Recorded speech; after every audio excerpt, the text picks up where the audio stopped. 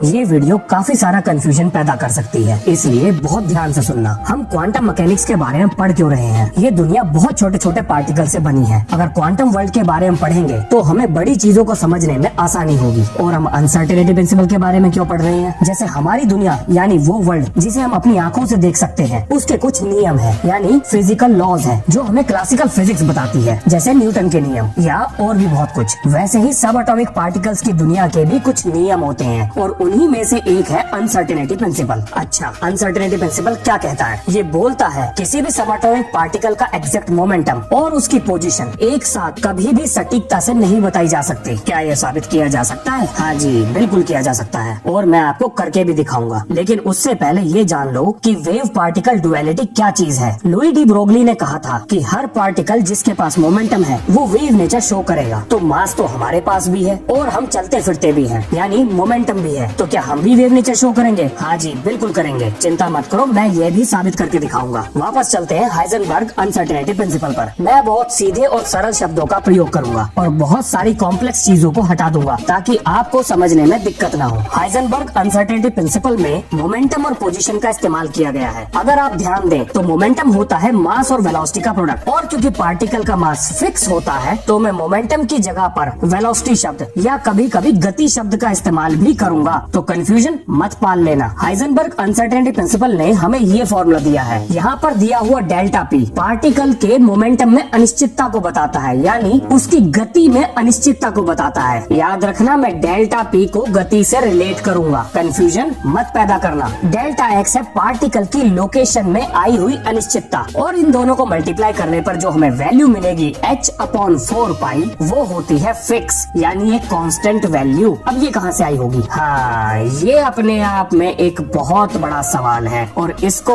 एक proper video में ही explain किया जा सकता है। h है आपका प्लैंक्स कांस्टेंट और 4π तो है ही कांस्टेंट, मतलब ये पूरी वैल्यू एक छोटा सा नंबर है। इस वीडियो के लिए थोड़ी देर के लिए मान लो कि ये छोटा सा नंबर हमें पता है, हालांकि ये आया कहाँ से वो मैं एक दूसरे वीडियो में एक्सप्लेन जरूर करूंगा। तो अनसर्टेनिटी प्रिंसिपल की इक्वेशन के हिसाब से अगर पार्टिकल के मोमेंटम की अनसर्टेनिटी को हम उसकी लोकेशन या उसकी पोजीशन की अनसर्टेनिटी से मल्टीप्लाई करें तो वो हमेशा इस कांस्टेंट से या तो बड़ी होगी या इसके बराबर होगी, कभी भी इससे छोटी नहीं होगी। थोड़ी देर के लिए मान लेते हैं कि ये सारी चीजें सही हैं और क्योंकि अब आप इसे हजम कर सकते हो तो अब देखो मेरा कमाल। इस फॉर्मूले को मैं लिख देता हूँ कुछ इस तरह से, कोई दिक्कत नहीं है। अब मेरे एक सवाल का जवाब सोचो, अगर हम अनसर्टेनिटी को कम करें तो क्या होगा? अगर हम अनसर्टेनिटी को कम करेंगे तो हम सर्टेनिटी की तरफ बढ़ते जाएंगे। एक उदाहरण देखो, अगर मैं ये बोलूं कि आप भारत में रहते हो तो ये एक अनसर्टेन लोकेशन हो गई क्योंकि आप इतने बड़े देश में कहीं पर भी हो सकते हो। लेकिन अगर मैं ये बोलूं कि आप भारत में दिल्ली में लाल किले के सामने खड़े हो तो ये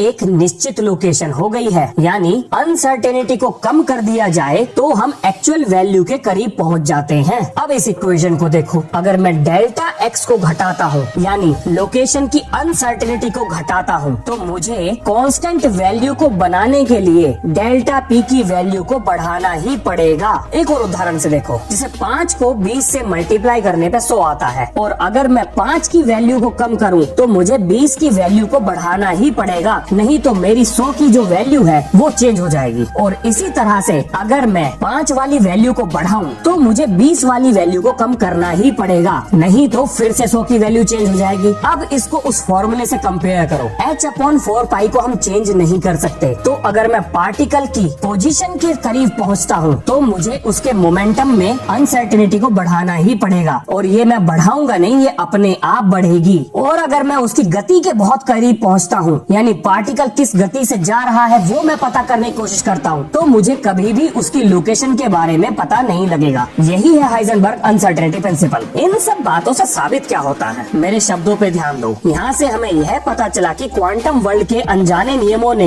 एक लिमिट सेट कर दी है कि यदि आप पार्टिकल की वेलोसिटी का पता करना चाहेंगे तो आपको उसकी लोकेशन के बारे में अनुमान नहीं लग पाएगा या सही अनुमान नहीं लग पाएगा, और यदि आप लोकेशन के बारे में पता करने जाओगे तो आपको उसकी वेलोसिटी का सही अनुमान नहीं लगेगा। चलो इसे प्रूव करते हैं। ये है एक लेजर, हमने लेजर बीम को फायर किया यानी फोटोन को फेंकना शुरू किया। अब ये लेजर बीम एक स्लिट से निकल रही है। जरा सोचो क्या होगा अगर मैं स्लिट की गैप को कम करूं? लेजर डॉट छोटा होता जाएगा। अगर आप ध्यान दें तो मैं स्लिट की गैप को कम करते बढ़ते हुए फोटोन की एक्चुअल लोकेशन के नजदीक जा रहा हूँ। अगर ऐसा ही चलता रहा तो अनसर्टेनिटी प्रिंसिपल गलत साबित हो जाएगा और पूरी क्वांटम मैकेनिक्स तबाह हो जाएगी। लेकिन ऐसा होगा ही नहीं। आओ दिखाता हूँ कैसे। जैसे जैसे स्लिट का गैप और कम होगा, ये स्पॉट छोटा होने के बजाय बड़ा होना शुरू कर देगा। जिस स्लिट से ये लेजर बीम पास हो रही थी उसका गैप हो गया डेल्टा एक्स। अगर मैं उसके गैप को कम करूँ, यानी मैंने उसके डेल्टा एक्स को अगर कम किया, तो हाइजेनबर्ग अनसर्टेनिटी प्रिंसिपल को बचाने के लिए फोटोन्स ने अपने मोमेंटम में बदलाव कर लिया। इसी बदलाव की वजह से वो डॉट और छोटा होने के बजाय फैल गया। है ना कमाल? अरे बिल्कुल कमाल का ही टॉपिक है ये। अभी भी बहुत से लोगों को डाइजेस्ट करने में दिक्कत होगी, बिल्कुल होगी। ये है ही ऐसा। एक दो बार और फॉरवर्ड रिवर्स करके देख लेना, वीडियो समझ में आ ही जाएगी। दोबारा बताता हूँ। जैसे जैसे डेल्टा एक्स को मैंने कम किया तो पार्टिकल्स ने अपने मोशन, यानी वो जो एग्जैक्ट पाथ फॉलो कर रहे थे, उसमें बदलाव कर दिया, जिसकी वजह से उनका मोमेंटम चेंज हो गया। और यही तो हमें प्रिंसिपल ने बताया था,